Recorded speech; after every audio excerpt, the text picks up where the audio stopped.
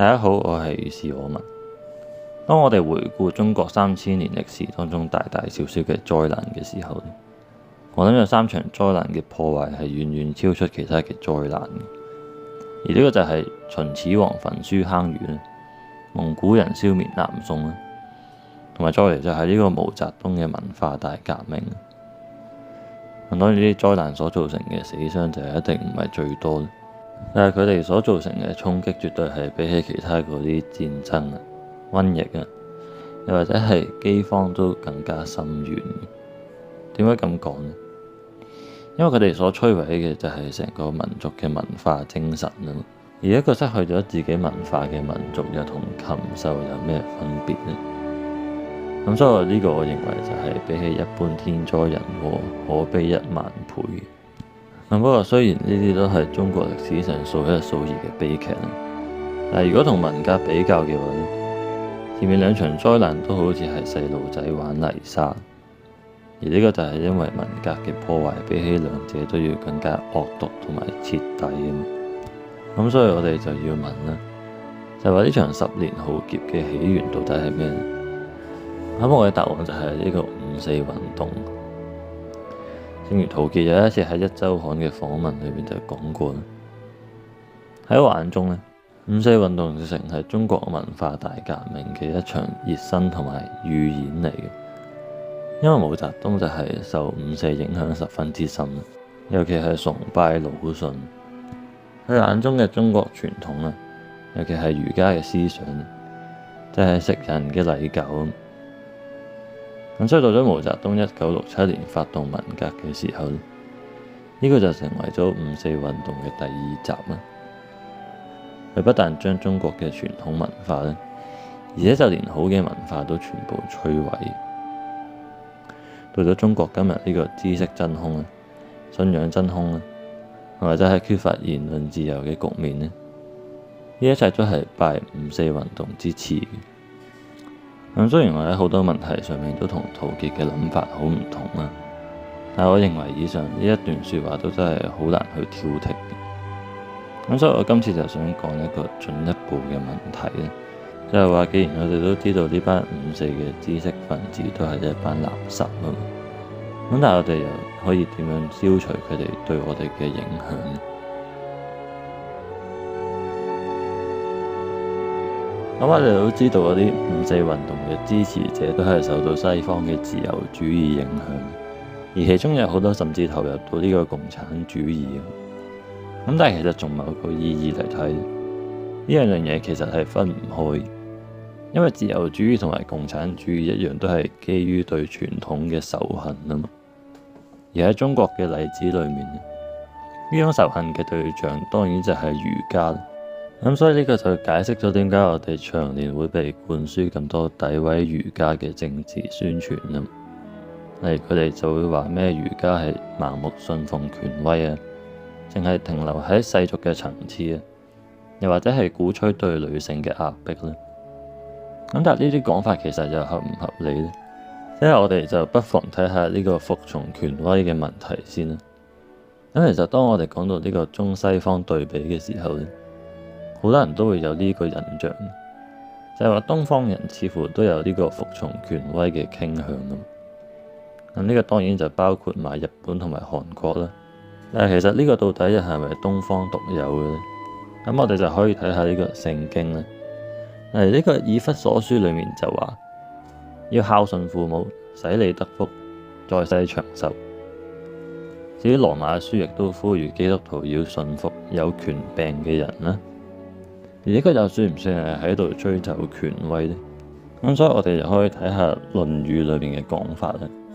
因為好多人就認為孔子係喺度宣揚權威，但孔子本人根本就冇將自己當係權威。佢就曾經講過自己係空空如也啦。而當孔子有一次同子貢討論到顏回嘅時候咧，佢就感嘆自己同子貢都比唔上顏回。咁請問呢度又有啲咩權威可言呢？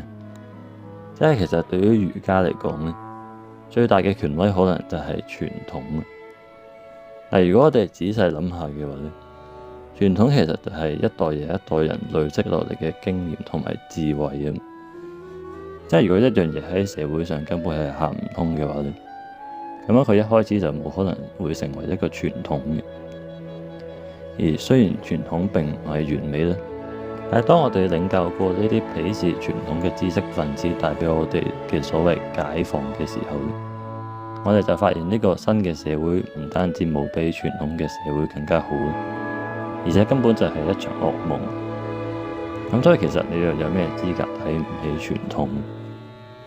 睇下我哋睇下呢啲咩胡適啊、魯迅啊、錢玄同啊，呢班人根本完全就係笑話嚟。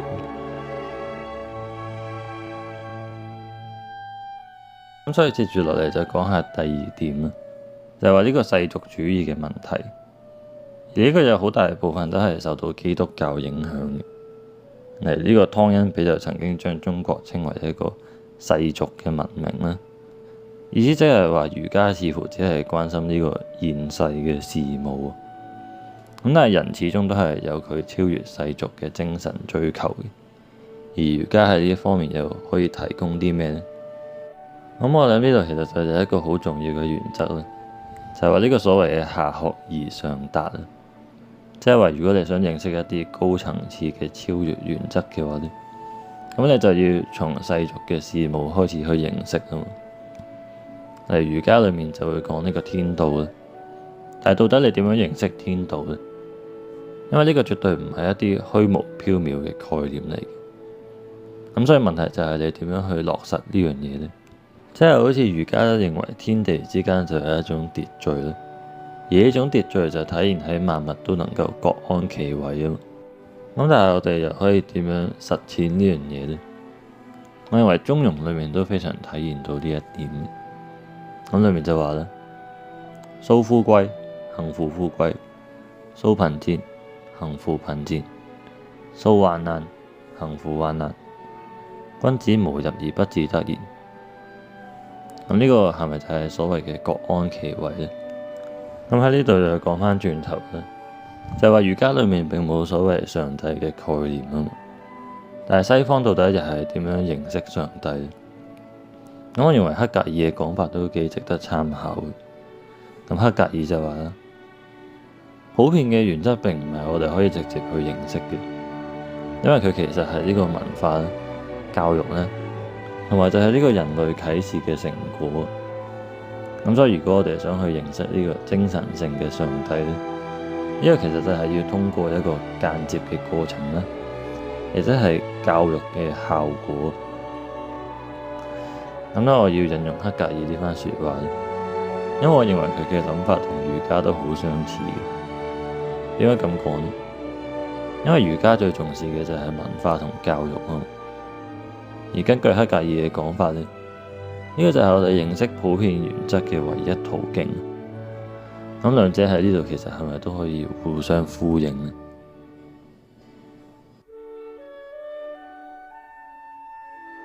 咁所以最後就講下呢個壓迫女性嘅問題啦。而呢個我覺得都真係幾好笑嘅，因為其實當我哋睇下呢啲儒家嘅典籍嘅時候咧，我哋都可以發現唔少同女性有關嘅一啲偉大嘅事蹟嘅。嚟，我哋最熟悉嘅就係呢個孟母三遷嘅故事啊嘛。而再嚟就有呢個周文王夫人同埋齊桓公夫人嘅故事咧。咁據說齊桓公就曾經講過：夫人自來，管仲自外，寡人須臾，足以立於世矣。咁請問呢個又點會係貶低女性呢？咁當然女權永遠都可以揾到一啲嘢嚟挑剔啦。佢哋最中意講嘅就係呢個女子小人難養啊。咁但係呢個小人其實係咪都包括男人呢？至於女子喺呢度有時就會解釋為妾侍嘅意思。咁所以都唔係泛指所有女性。咁其實如果我哋真係想知道儒家對於女性嘅睇法嘅話，咁我認為呢個易經都係非常值得我哋參考。因為易經裏面就講到呢個乾坤啦，而呢個啱啱好就係對應呢個男女啊嘛。咁易經嘅坤卦又點講？我認為重點就係在於呢個無成有終。咁呢個坤卦就話咧：陰雖有美，含之以從王事，不敢成也，地道也，妻道也，臣道也。地道無成而代有終也。咁呢個到底係咩意思咧？